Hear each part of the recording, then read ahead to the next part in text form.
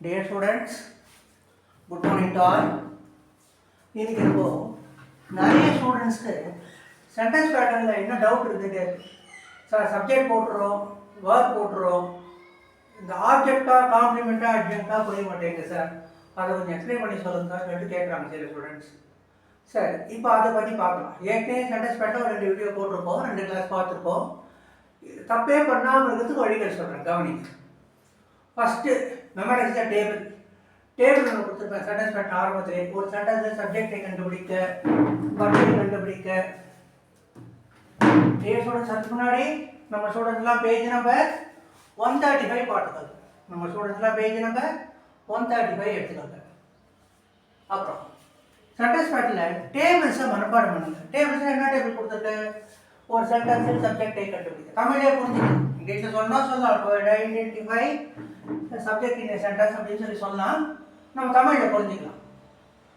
Table முதல்ல மனப்பாடம் பண்ணுது. ஒரு சென்டென்ஸில் சப்ஜெக்டை கண்டுபிடிக்க, வர்பை பார்த்து செயலை செய்வது, யார் எது என்று கேட்க வேண்டும். வர்பை கண்டுபிடிக்க சப்ஜெக்டை பார்த்து என்ன செய்கிறாய், என்ன செய்கிறது என்று கேட்கணும்னு சொல்லிட்டு கொடுத்துருக்கோம். மொத்தம் ஒரு 5 லைன் 6 லைன் தான். ஸோ டேபிள் மனப்பாடம் பண்ணுது. டேபிள் மனப்பாடம் ஆகாமல் இந்த சாப்டரில் மார்க் வாங்க முடியாது. We cannot identify. ரெண்டாவது, எல்லா சென்டென்ஸையும் பேசிக்காக கிராமர் எல்லா சாப்டருக்கும் சொல்கிறது தான் மீனிங், எக்ஸாக்ட் தமிழ் மீனிங். அதாவது மதர் டங், நம்ம தாய்மொழி. இப்போ தமிழ் இல்லையா, அதனால் நம்மளுக்கு தமிழ் தானே. ஸோ நம்மளோட மதர் டங்கில் எக்ஸாக்ட் மீனிங் புரியணும். அப்படி தோராயமாக மேலோட்டமாக புரிஞ்சுக்கிறதுலாம் கிடையாது. அப்போ இதுக்கு ஆன்சர் எழுத முடியாது இந்த சாப்டரில், கிராமரில் எந்த சாப்டர்லேயுமே. அப்புறம் அந்த இம்பார்ட்டன்ட் வேர்ட்ஸ்னு கொடுத்துருப்பேன். அந்த இம்பார்ட்டன்ட் வேர்ட் வார்த்தையும் மனப்பாடம் பண்ணுங்க. இம்பார்ட்டன்ட் வேர்ட்ஸ் அவ்வளோதான், இன்னும் எக்ஸ்ட்ரா இருக்குது அப்படின்னு கேட்டால் இருக்குது. நம்மளே யோசிச்சு வேர்ட் சேர்த்துக்க வேண்டியதான். நீங்கள் பார்த்தீங்கன்னா இந்த லிஸ்ட்டில் இல்லாத 2 வேர்ட் சேர்த்துருப்பேன். ப்ரூவ்னு ஒரு வேர்ட் சேர்த்துருப்பேன், அப்பியர்னு ஒரு வேர்ட் சேர்த்துருக்கேன். இல்லை, லிஸ்ட்டில் இல்லாத 2 வேர்ட் சேர்த்துருக்கேன். அதை நீங்கள் சேர்த்துக்கோங்க உங்கள் புக்கில். சரி, அப்புறம் என்ன ப்ராப்ளம் அப்படின்னா, நல்லா கவனிங்க. கொடுத்துருக்க சென்டென்ஸ் பி வேர்ட் இருந்தால் ஆப்ஜெக்டே கிடையாது. கொடுத்துருக்க சென்டென்ஸ் பி வேர்ட் இருந்தால் ஆப்ஜெக்டே கிடையாது. அப்புறம் அந்த லிஸ்ட்டு கொடுத்துருக்க பாருங்கள். அந்த மெமரைஸ் இம்பார்ட்டன்ட் வேர்ட் லிஸ்ட் கொடுத்துருக்க இல்லையா, வேர்போட லிஸ்ட்டு. அந்த லிஸ்ட்டில் இன்ட்ரான்சிட்டிவ் வேர்ப் இருக்குது, டிரான்சிட்டிவ் வேர்ப் இருக்குது, ஆம்பி டிரான்சிட்டிவ் வேர்ப் இருக்குது. நம்ம இன்ட்ரான்சிட்டிவ்னா என்ன, டிரான்சிட்டிவ் என்ன அப்படின்றதெல்லாம் நம்ம ஆக்டிவைஸ் பேசஸில் பார்த்துருக்கோம். இன்னொரு தடவை சொல்கிறேன், ரிப்பீட் ஆகி. ஒரு வர்ப்பை பார்த்து எதை அல்லது யாரைன்னு கேள்வி கேட்டு பதில் வந்ததுன்னா டிரான்சிட்டிவ், பதில் வராட்டா இன்ட்ரான்சிட்டிவ். எழுதலாமா? ஒரு வர்ப்பை பார்த்து தமிழ்லேயே புரிஞ்சுக்கலாம், இங்கிலீஷ்லாம் வேண்டாம். எதை, யாரை, யாருக்கு, யாரிடம் அப்படிலாம் கேள்வி கேட்டு பதில் வராட்டா இன்ட்ரான்சிட்டிவ் வரும். சார் எதுக்கு எதை யாரையும் எழுதுறாரு, எதுக்கு அடிக்கிறாருன்னு நடத்தும் போது கவனிங்க, அப்புறம் புரியாது. டிரான்சிட்டிவ் அப்படின்னா அர்த்தம்னா, ஒரு சென்டென்ஸ் எனக்கு வேர்பை பார்த்து ஒரு தெரியுதா, எதை அல்லது யாரை, யாருக்கு, யாரிடம் அப்படின்னு கேள்வி கேட்டு பதில் வந்ததுன்னா டிரான்சிட்டிவ் வருது. எதை, யாரை, யாருக்கு, யாரிடம்னு கேள்வி கேட்டு பதில் வராட்டா இன்ட்ரான்சிட்டிவ் வருது. அந்த கொடுத்துருக்க வர்ப லிஸ்ட்டில் இன்ட்ரான்சிட்டிவ் வர்பெலாம் இருக்கும். இந்த எதை, யாரை கேள்வி கேட்டு பதில் வரா வர்பெலாம். அந்த வர்பில் 2 இருக்குது. அதான் 2 விதமான தரங்கள் எழுதிட்டு பிகம், சீம், பீவர், அப்புறம் ரிமைன் ஒரு வார்த்தை. ரிமைன், பிகம், சீம், அப்புறம் பீவர்ஸ். நமக்கு தெரியும் பீவர்ஸில் ஆமிசா, வாசா, பீஷ் அப்படின்லாம் தெரியும் இல்லையா. சரி, இந்த வார்த்தைலாம் அந்த சென்டென்ஸில் கொடுத்துருக்காங்கன்னா கேள்வி சப்ஜெக்டை பார்த்து கேட்கணும். கேள்வி எதை பார்த்து கேட்கணும்? சப்ஜெக்டை பார்த்து கேட்கணும். டேபிள் பிரகாரம் சப்ஜெக்டை பார்த்து கேள்வி கேட்டால் வர பதில் என்ன தெரியணும், காம்ப்ளிமெண்ட் ஆகணும் இல்லையா. அந்த டேபிளை மனப்பாடம் பண்ணுங்க. அப்புறம் அந்த லிஸ்ட்லேயே இன்ட்ரான்சிட்டிவ் வர்ப்லேயே அப்பியர்னு ஒரு வர்ப் இருக்குது. ஃபால், கம், ஸ்டாண்ட் லிஸ்ட்டில் அப்பியர் இருக்காது, நீங்கள் சேர்த்துங்க. தான் அண்டர்லைன் பண்ணுங்க, புரியுதா? அதை சேர்த்துக்க படிங்க.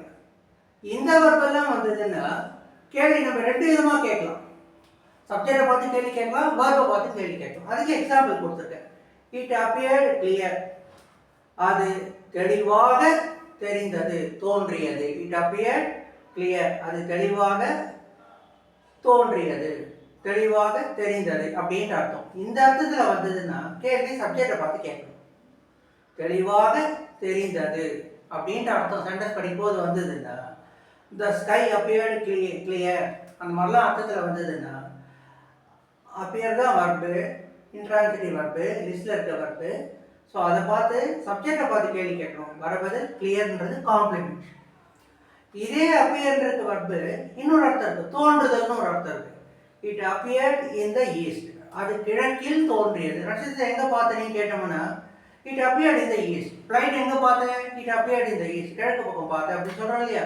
இப்போ அந்த அர்த்தத்தில் அப்பியர்ன்ற வேர்டு வந்ததுன்னா அது பக்கத்தில் இருக்கிறது காம்ப்ளிமெண்ட் கிடையாது, அட்ஜெக்ட். புரியுதா? ஸோ இங்கேயும் அப்பியர்ன்ற வர்பு இருக்குது, இங்கேயும் அப்பியர்ன்ற வர்பு இருக்குது. மேலோட்டமாக பார்த்தா ரெண்டு ஒன்று தான் தோணும், கிடையாது. வித்தியாசம் கவனிங்க.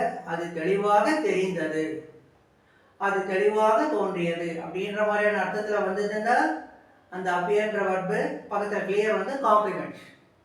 அதே அப்பியர்ன்ற verb it appeared in the east, அது எங்கே தோன்றியது, எங்கே தெரிந்தது, எங்கே காணப்பட்டது, கிழக்கில் காணப்பட்டது அப்படின்னு சொன்னோம்னா அப்போ இந்த ஈஸ்ட்ன்றது அட்ஜெக்ட். புரியுதா? அதே மாதிரி அடுத்தது பார்க்கலாம். சென்டென்ஸில் இருக்க இந்த இன்ட்ரான்சிட்டிவ் வர்பு, ஆம்பி டிரான்சிட்டிவ் தவிர மீதி இருக்க அந்த இம்பார்ட்டன்ட் வர்ப் லிஸ்ட் கொடுத்துருக்கேன் இல்லையா? அதில் இன்ட்ரான்சிட்டிவ் வர்ப், இந்த ஆம்பி டிரான்சிட்டிவ் வர்ப், இந்த லிஸ்ட்டில் இருக்க இந்த வர்ப்பை தவிர மீதி எல்லாமே டிரான்சிட்டிவ் வர்பு தான். கிட்டத்தட்ட ஒரு 36-37 வர்ப் இருக்கும். அதில் இதெல்லாம் கழிச்சிட்டிங்கன்னா மீதி இருக்கிறதெல்லாம் டிரான்சிட்டிவ் வர்பு தான். அதில் இங்கே இருக்க வர்பெல்லாம் ஆம்பி டிரான்சிட்டிவ்னு அர்த்தம். இன்ட்ரான்சிட்டிவ்னா எதை அல்லது யாரை, யாருக்கு, யாருடன் கேள்வி கேட்டால் பதில் வராது. எதை, யாரை, யாருக்கு, யாருடன் கேள்வி கேட்ட பதில் வந்ததுன்னா டிரான்சிட்டிவ் வர்பு. ஆம்பி டிரான்சிட்டிவ் வர்பு என்ன அர்த்தம்னா இந்த வர்பை டிரான்சிட்டிவாகவும் யூஸ் பண்ண முடியும், இன்ட்ரான்சிட்டிவ் வர்பாகவும் யூஸ் பண்ண முடியும். டிரான்சிட்டிவாகவும் யூஸ் பண்ண முடியும், இன்ட்ரான்சிட்டிவ் வர்பாகவும் யூஸ் பண்ண முடியும். அதுக்கு ஆம்பி டிரான்சிட்டிவ்னு பேர். அந்த வர்பெலாம் கொடுத்துட்டேன். Change, grow, look, sound, get, smell, through, leave, turn, இந்த மாதிரி வர்பெலாம் இருக்குது. இந்த வர்பை நம்ம டிரான்சிட்டிவ் வர்பாகவும் யூஸ் பண்ண முடியும், இன்ட்ரான்சிட்டிவ் வர்பாகவும் யூஸ் பண்ண முடியும். இப்போ பார்க்கலாம்.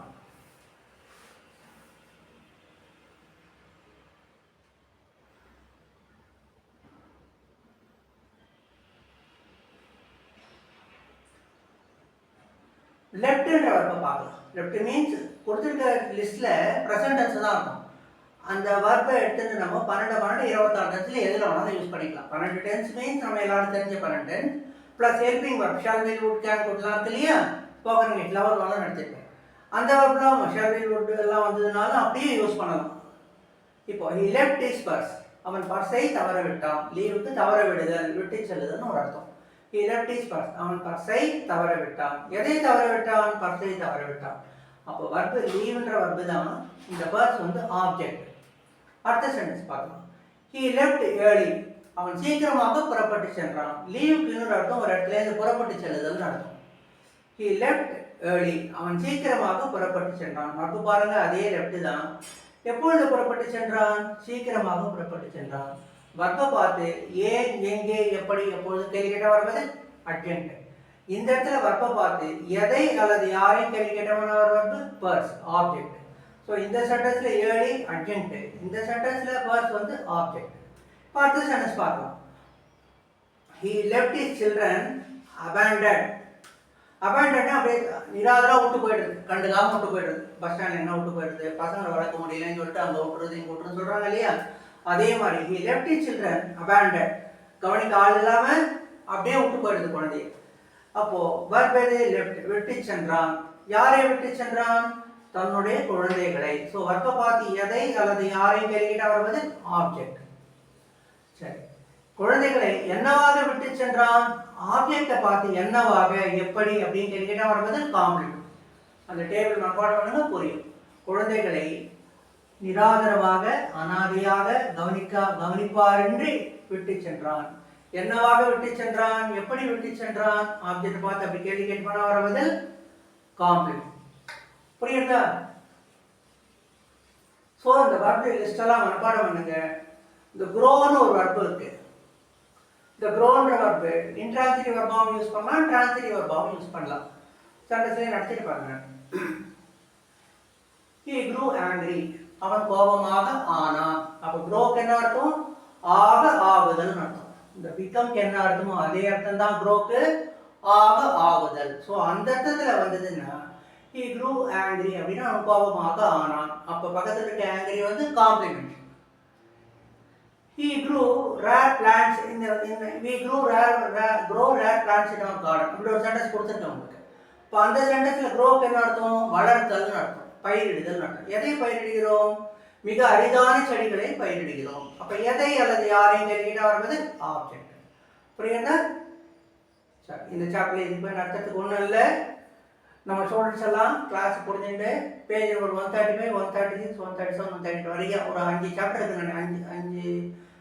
5 to 4 to 8 பேஜஸ் இருக்கும். சென்டென்ஸ் எல்லாம் படித்து காட்டுங்க. சாப்டர் பார்த்து புரிஞ்சுட்டு நீங்கள் படிக்கிற நேரம் between 8 PM and 10 PM. புரியுதா? சரி, அப்புறம் வேறு ஒன்றும் இல்லையே. சென்டென்ஸ் பேட்டர்ன் மொத்தம் 3 வீடியோ பார்த்தாச்சு. ரிப்பீட்டடாக திரும்பி பாருங்கள். கிளாஸில் டவுட் வந்தால் சார்கிட்ட என்கிட்ட கேட்குற மாதிரியே. வீடியோவில் டவுட் வந்ததுன்னா ரிப்பீட்டடாக 2-3 வாட்டி பாருங்கள், ஈஸியாக புரியும். கவலைப்படாத, டோன்ட் வரி. ஸோ இந்த வர்புக்கெல்லாம் சென்டென்ஸில் இந்த வர்பெல்லாம் வந்ததுன்னா ஆப்ஜெக்ட் கிடையாது. மிக முக்கியமாக பி வர்பு வந்ததுன்னா சென்டென்ஸில் ஆப்ஜெக்ட் கிடையாது. இங்கே வேறு எதற்காக சொல்கிறதுக்கு ஒன்றும் இல்லை. கிளாஸ் லைனாக புரிஞ்சுதா? குட் நைட் சொல்லிடலாமா? Page number 135. Good night.